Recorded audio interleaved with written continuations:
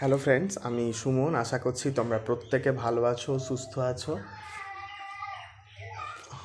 আজকের এই ভিডিওটাতে ট্রান্সফার অফ প্রপার্টি অ্যাক্টের যে রিমেনিং সেকশানগুলো আছে সেগুলো আমি ডিসকাস করব। মর্টগেজ স্টার্ট করেছি, মর্টগেজের যে সেকশানগুলো বাকি আছে সেগুলো আজকে এই ভিডিওটাতে বলবো। তোমরা আমার ভিডিওগুলো সিকুয়েন্স আকারে দেখবে, ঠিক যেভাবে আমি আপলোড করেছি সেই সিকুয়েন্সটা মেনটেন করে ভিডিওগুলোকে দেখবে। সেকশন 60 বলছে right of a mortgagor to redeem. Mortgagor হচ্ছে, বলেছিলাম যে এর একটা প্রপার্টি আছে, সেই প্রপার্টিটা এ মর্টগেজ করেছে বিকে, তাহলে এ হচ্ছে মর্টগেজার আর বি হচ্ছে মর্টগেজি, এবং বি এর থেকে এ কত টাকা নিয়েছে, ধরো 5 লাখ টাকা নিয়েছে। তাহলে এ হচ্ছে মর্টগেজার, বি হচ্ছে মর্টগেজি। বি ধরো যে টাকাটা এর থেকে নিয়েছে লোনে, সেই টাকাটা যদি পে করে দেয় তাহলে রাইট টু রিডিম হচ্ছে। টাইম পিরিয়ড, যদি ধরো একটা টাইম পিরিয়ড ছিল 5 বছর 6 বছর, সেই টাইম পিরিয়ডটা এক্সপায়ার করে যাচ্ছে, সেখানেও রাইট টু রিডিম আসছে।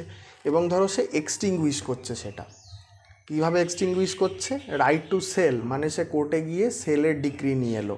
বি কোর্টে গিয়ে সেলের ডিক্রি নিয়ে চলে এলো, এ টাকা দিচ্ছে না, বি কোর্টে গেল এবং রাইট টু সেলের ডিক্রি নিয়ে এলো, বা ফোরক্লোজারের নিয়ে এলো, বা তোমার রিকভার ডেপ্টের ডিক্রি নিয়ে এলো, সেক্ষেত্রেও কিন্তু এক্সটিংগুইশের মধ্যে এগুলো এসে যাবে। Right of mortgagor to redeem, এটা একটা বিখ্যাত, একটা খুব সুন্দর কথা আছে। তো এ সব মিটিয়ে দিয়েছে, যা লোন অ্যামাউন্ট ছিল সব মিটিয়ে দিয়েছে 5 লাখ টাকায়। তাহলে বি এর কাছে যা ডকুমেন্ট ছিল এই এর বাড়ি সংক্রান্ত, সেগুলো তো বিকে ফেরত দিতে হবে, একে তো বি ফেরত দেবে। যদি ধরো বি পজেশন হোল্ড করে, ঠিক আছে, বি ধরো এই প্রপার্টিটার পজেশন এই নিয়ে বসে আছে, তাহলে সেই পজেশনটাও একে ফেরত দিতে হবে যখন টাকা শোধ হয়ে যাবে। এ তার প্রপার্টি বিকে দিল, দিয়ে বি এর থেকে 5 লাখ নিল, এবার বি এ সেটা শোধ করতে পারছে না, তো এ কি করলো, প্রপার্টিটা ডাইরেক্ট সিকে বেচে দিল, বেচে দিয়ে যে টাকাটা পেলো তার মধ্যে থেকে 5 লাখ টাকা বিকে দিয়ে দিল, সেটাও করা যায়। এ কিন্তু বিকে প্রপার্টিটা মর্টগেজ করেছে, সেল কিন্তু করেনি। এ বিকে যে প্রপার্টিটা দিয়েছে সেটা কিন্তু মর্টগেজ, সেল কিন্তু করেনি। তাহলে এ চাইলে প্রপার্টিটা সিকে সেল করলো, যে টাকাটা পেলো তার মধ্যে 5 লাখ টাকা বিকে দিয়ে দিল, এটাও করতে পারে।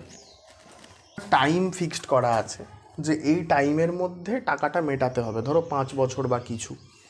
ধরো এ টাকাটা মেটাতে পারছে না, সেক্ষেত্রে বি একে একটা নোটিশ দিল যে আমাদের তো ঠিক ছিল তুমি 5 বছরের মধ্যে টাকা মেটাবে, তো তুমি টাকা মেটাতে পারছো না, নোটিশ দিল। নোটিশ দিয়ে প্রপার্টিটা বি চাইলে সেল করে দিতে পারে। Once a mortgage always a mortgage. Mortgage মানে কিন্তু শুধুই মর্টগেজ, সেটা কিন্তু সেল নয়। মর্টগেজ একটা জিনিস, সেল একটা জিনিস। Once a mortgage always a mortgage. এবার যদি কেউ তার রাইটটাকে এক্সটিংগুইশ করে দেয় তাহলে সেক্ষেত্রে রাইট টু সেল চলে আসবে। এবার ধরো কেউ তার নিজের রাইট এক্সটিংগুইশ করে দিল, তাহলে সে সেল করতে পারবে, সেখানে ফোরক্লোজার হবে, সেখানে রিকভার অফ ডেপ্ট হবে, এগুলো হবে যদি এক্সটিংগুইশ করে দেয়। কিন্তু নর্মাল রুল হচ্ছে once a mortgage always a mortgage. এ একটা টাকা নিয়েছিল বি এর থেকে, এবার এ যেহেতু মেটাতে পারছে না, বি কী করলো, এর নামে কোর্টে সু করে দিল। যেই সু করে দিল তাহলে কি হবে, কোর্ট অর্ডার দিয়ে দিল যে ঠিক আছে, যেহেতু মেটাতে পারছে না এবং যে টাইম পিরিয়ড বলেছে সে টাইম পিরিয়ডে দিতে পারছে না, তাহলে প্রপার্টিটা বেচে টাকা মেটাতে হবে। এবার অর্ডার এলো, অর্ডারটা এক্সিকিউশন হওয়ার আগে ধরো এ টাকা জোগাড় করে বিকে দিয়ে দিল, সেক্ষেত্রে কিন্তু বি আর প্রপার্টিটাকে সেল করতে পারবে না, বেচতে পারবে না। দুটো কেস আছে, হ্যারিস ভার্সেস হ্যারিস আর ভেনাম ভার্সেস ভেথাল। এই দুটো যে কেস আছে, এই দুটো কেস থেকেই এইটা উঠে এসেছে, ঠিক আছে, এই স্টেটমেন্টটা যে once a mortgage always a mortgage. 60টা এইমাত্রই বললাম, section 60 right of mortgagor to redeem, যে এতে বলছে যে প্রপার টাইম অ্যান্ড প্লেসে হতে হবে, ঠিক আছে। এতে বলছে to deliver to the mortgagee and mortgage deed and all document relating to mortgage property.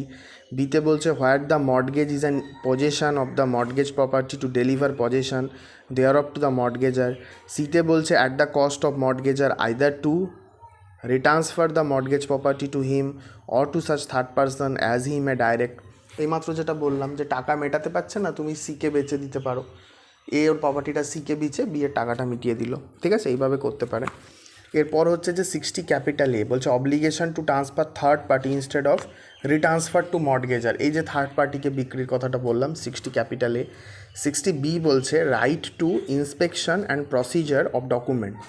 ঠিক আছে, মর্টগেজারের কাছে রাইট থাকে, মর্টগেজারের কাছে রাইট থাকে যে একে টাকা পয়সা দিয়ে বা কস্ট খরচা করে কিন্তু টাইটেল ডিডটা দেখতে চাইতে পারে। এরই প্রপার্টি এ সেটাকে মর্টগেজ করেছে বিকে, কিন্তু রাইট সবসময় থাকবে এর কাছে, চাইলে একটা সাম খরচা করে কিন্তু দেখতে পারে প্রপার্টিটা। আচ্ছা 61 বলছে right two redeem separately or simultaneously. এটা কিরম জিনিস দেখো, ধরো এর কাছে প্রপার্টি ছিল এক্স, ওয়াই আর জেড, এবার ও সেটা বিকে মর্টগেজ করেছে। ঠিক আছে, বিকে মর্টগেজ করেছে, এবার এ চাইলে মানে যেভাবে হোক সেপারেটলি, মানে ধরো এটার জন্য 1 লাখ নিয়েছে, এর জন্য 2 লাখ নিয়েছে, এটার জন্য 3 লাখ নিয়েছে। এবার এ চাইলে ধরো এই 3 লাখ টাকাটা আগে মেটালো, এই প্রপার্টিগুলো বিকে দিয়েছে, দিয়ে 1 লাখ 2 লাখ 3 লাখ এরম নিয়েছে। এবার এ চাইলে আগেই 3 লাখ টাকাটা মেটালো, পরে 2 লাখটা মেটালো, পরে 1 লাখ টাকা মেটালো, এইভাবে কিন্তু করতে পারে। এটাই বলছে যে right two redeem separately or simultaneously. এটা খুব বিখ্যাত একটা স্টেটমেন্ট, এটা মনে রাখবে সবসময় যে once a mortgage always a mortgage. মানে আমি কয়েকটা সেকশন ডিসকাস করলাম, যেরকম সেকশন 60 বললাম, 60 ক্যাপিটাল এ বললাম, 60 ক্যাপিটাল বি বললাম, 61 বললাম। ঠিক আছে, এগুলো কিছু ইম্পর্ট্যান্ট সেকশন তোমাদের সঙ্গে আমি ডিসকাস করলাম।